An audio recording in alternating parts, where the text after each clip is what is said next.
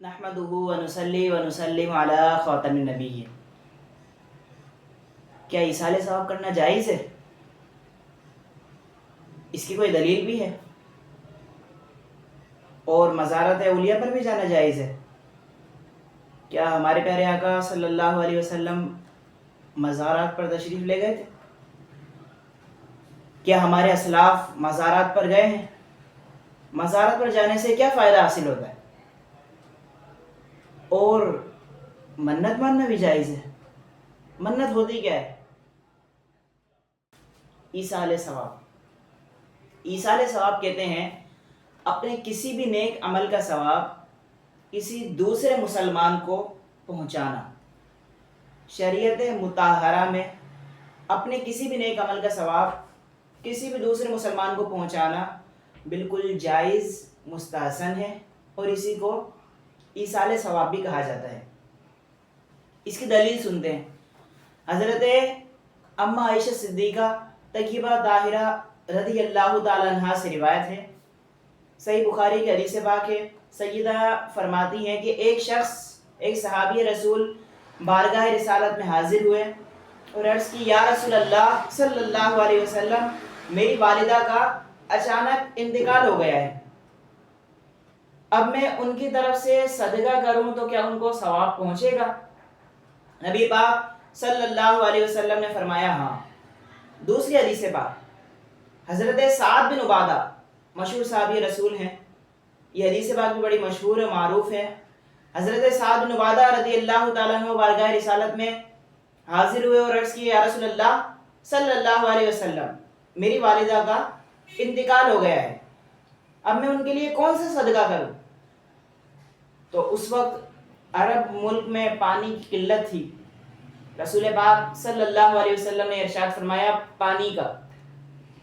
जब हज़रत साद बिन उबादा रज़ी अल्लाह ताला अन्हु ने रसूल पाक अलैहिस्सलातु वस्सलाम की ज़बान अतहर से ये जवाब सुना तो आपने पानी का कुआं खुदवाया और ये फरमा दिया कि ये साद की माँ का कुआं है, यानी इसका जो सवाब है, इसको पीने से जो बरकतें नाजिल होंगी, रब ताला की रहमतें नाजिल होंगी मुसलमानों को पानी पिलाने की वजह से, तो इसका सारा सवाब हज़रत साद की वालिदा को पहुँचे। ये है ईसाले सवाब का सबूत हदीस पाक में। अब रही बात मज़ारात औलिया पर जाना कैसा, तो इसका जवाब है मज़ारात औलिया पर जाना बिल्कुल जायज़, मुस्तहसन और अच्छा अमल है।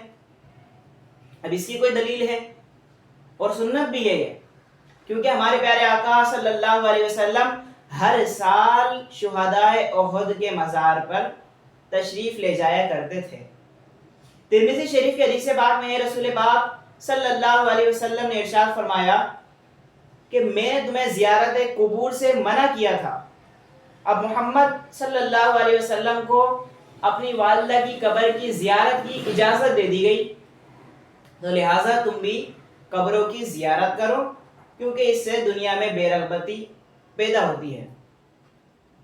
इसी के साथ साथ हज़रत अल्लामा इब्न आबिदीन शामी रहमतुल्लाहि अलैह अपनी माय नाज़ तसनीफ़ रद्दुल मुहतार में फरमाते हैं कि इब्न शैबा ने नकल किया है कि रसूल पाक सल्लल्लाहु अलैहि वसल्लम हर साल के शुरू में शुहदाए उहद के मज़ार पर बरकत लुटाने के लिए तशरीफ़ ले जाया करते थे। अब रही बात ये कि हमारे असलाफ ने भी ये किया है, मज़ारात औलिया पर गए हैं। मज़ारात औलिया पर जाना ये बरकत का बाइस होता है, बरकतें नाजिल होती हैं और हाजतें पूरी होती हैं। हज़रत इमाम शाफ़ी रज़ी अल्लाह ताला अन्हु से नकल फरमाते हैं कि इमाम शाफ़ी फरमाते हैं कि मैं इमाम आज़म से बरकत हासिल करता हूँ, मैं आपके मज़ार पर हाजिर होता हूँ, 2 रकात नफिल पढ़ता हूँ और अल्लाह पाक की बारगाह में आपको वसीला बनाकर अपनी हाजत पेश करता हूँ, तो मेरी वो हाजत पूरी हो जाती है। हमारे असलाफ का भी यही अमल रहा है कि वो मज़ारात पर गए हैं। अब सवाल ये पैदा होता है, चले मज़ारात पर जाना साबित तो है, लेकिन इसका कोई फ़ायदा भी होता है। अब इसका फ़ायदा भी सुनते हैं। मज़ारात औलिया पर जाने का फ़ायदा भी है, और वो फ़ायदा ये है कि मज़ारात औलिया पर जाने से दुनिया से दिल में जो है बेरग़बती पैदा होती है اور دل آخرت کی طرف مائل ہوتا ہے، آخرت کی یاد دل میں گھر کرنے لگتی ہے۔ چنانچہ رسول پاک علیہ السلام کی حدیث پاک حضرت سیدنا بریدہ رضی اللہ تعالیٰ عنہ راوی ہیں، فرماتے ہیں رسول پاک علیہ السلام نے فرمایا کہ میں نے تمہیں زیارت قبور سے منع کیا تھا، لہٰذا اب زیارت کرو، کیونکہ یہ دنیا سے بے رغبتی پیدا کرتی۔ اب مزارات پر جانے کا طریقہ کار کیا ہونا چاہیے؟ مزارات پر بندہ جائے تو ادب کا لحاظ رکھتے ہوئے کیسے جائے، کیا کرے بندہ جاتے ہوئے؟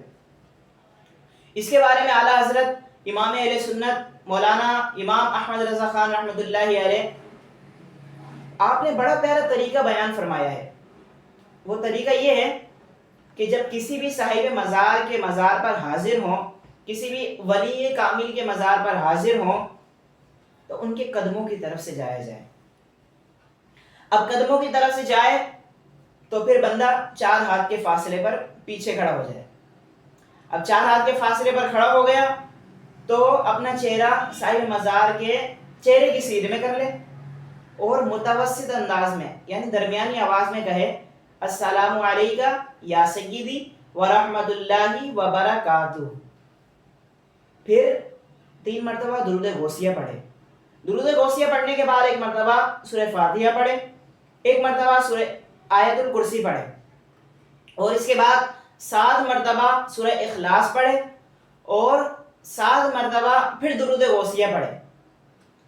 اب اگر وقت طویل ہے، وقت زیادہ ہے اس کے پاس، تو بندہ 1 مرتبہ سورہ ملک پڑھ لے اور 1 مرتبہ سورہ یاسین پڑھ لے، پھر اپنے اللہ کی بارگاہ میں دعا کرے کہ اللہ میں نے جو یہ کچھ پڑھا ہے اس کا ثواب اپنی رحمت کے مطابق عطا فرما، میرے عمل کے مطابق عطا نہ فرما۔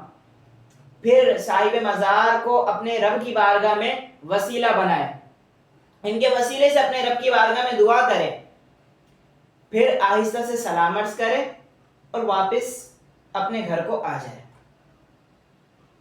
اب اعلیٰ حضرت نے آگے فرمایا کہ مزارات کا طواف کرنا بالاتفاق ناجائز ہے۔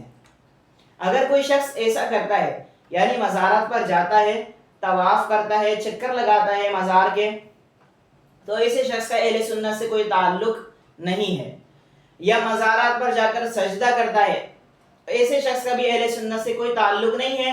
اس سنت کے یہ شعار نہیں ہے کہ مزارات پر جائے، طواف کریں اور سجدہ تعظیمی وغیرہ کریں، اہل سنت اس کے کچھ تلقین نہیں کرتی۔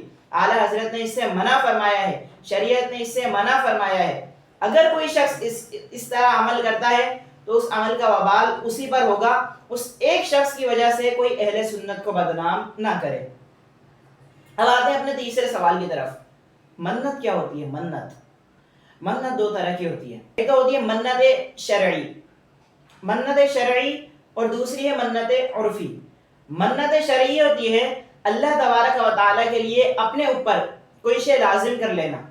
مثلا کوئی شخص یہ کہے کہ اللہ تبارک و تعالیٰ کی رضا کے لیے مجھ پر 1 دن کا روزہ لازم ہے، اب یہ منت شرعی ہے۔